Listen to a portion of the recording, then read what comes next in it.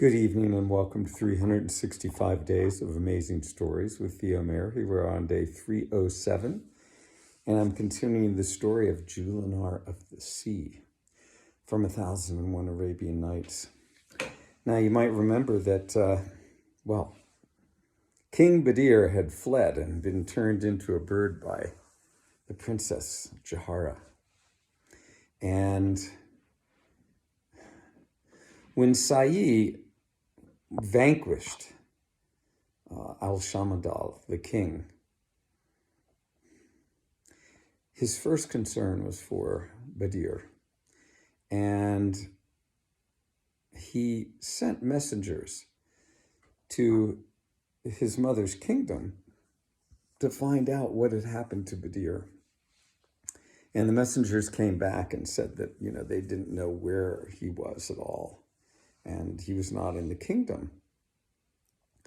And it turned out that Farasha, Sa'i's mother and Jullanar's mother, came to the kingdom once she had heard that Al-Shamadal had been vanquished and Sa'i was sitting basically in the throne.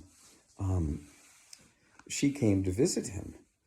And Sa'i said, what happened to Badir?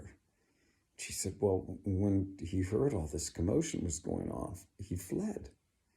And Sa'i was completely upset by this, as he should be. And he immediately sent messengers out through both the lands and the seas to see if he could be found. And Farasha went back to their, living situation, which was not so far away, and took care of things there and sent messengers out from there as well. And so messengers were sent out to all parts of the world, all parts of the sea, looking for Badir. But no one could find any trace of him. Now, Jullanar wondered what was going on, of course. Her son wasn't there, her brother wasn't there, and so she had been left in charge of the entire kingdom. She was, of course, always worried about the kingdom being taken from her or from her son. And so putting some trusted people in charge, she risked leaving and going down to see her mother and hopefully her brother to find out what had taken place. When she got to her mother's, her mother told her everything that had taken place, that Al-Shamadal had been vanquished, and that Badir was nowhere to be found. Farasha told Jullanar that he had fled when all the fighting began with Al-Shamadal, for he was distraught. She felt certain for all this commotion having been having taken place because of him. Jullanar was beside herself. She was crying. She didn't quite know what to do, and she turned to her mother and said, look, I must go back to the kingdom, for I fear if I am gone any longer that we will lose it. But know that you must do everything that you can to find my son, for if he does not return, I will surely die. And she left to return to the kingdom and govern over it as best she could. Farasha, of course, was doing everything that she could to find Badir. And he was found, but just not by them. Now we know from the last time I was telling you the story that Badir had ended up as the pet of the king and the princess who did not know how to feed the bird. And so the king had started taking care of it, and Badir, in the form of the bird, wanted to get out of the cage to go sit at meal with the king. The king found this so amazing, called for his wife who came, and immediately when she saw the bird veiled herself, the king inquired, why are you doing this? Why are you veiling yourself? And she said, this is not a bird, this is a man. The king inquired, and she said, "This is King Badir. This is King Badir, the son of Jullanar of the sea.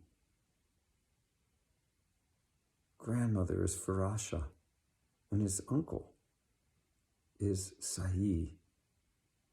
You should know that it is the Princess Jahara that has made all of this happen. She has enchanted Badir because her father has been vanquished." "This is horrible," said the king. "Is there anything that you can do to change him back into his form?" She shook her head slowly, nodding that she could. He said, "Then please, do it. Do it immediately. For we need King Badir in his natural state, in his natural form. What a mighty, generous man he is." Well, the queen's wife, or the king's wife, went out.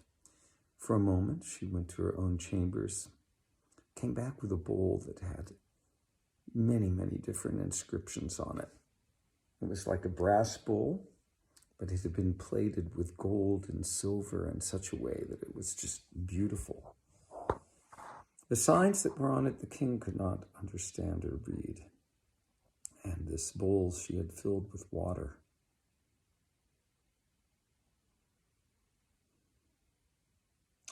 She went over to the bird. She was veiled, and there, standing in front of the bird, she turned to her husband, and she said, "Call King Badir forth and see what happens." And the king then called, "King Badir, present yourself." And as did, the bird turned from where it had been eating and presented itself to the king. And the queen, who was standing right there veiled, took some of the water and threw it over the bird and said, "Return to your human form." Is she powerful enough to reverse Jahara's enchantment? Come back and find out. We'll stop the story there.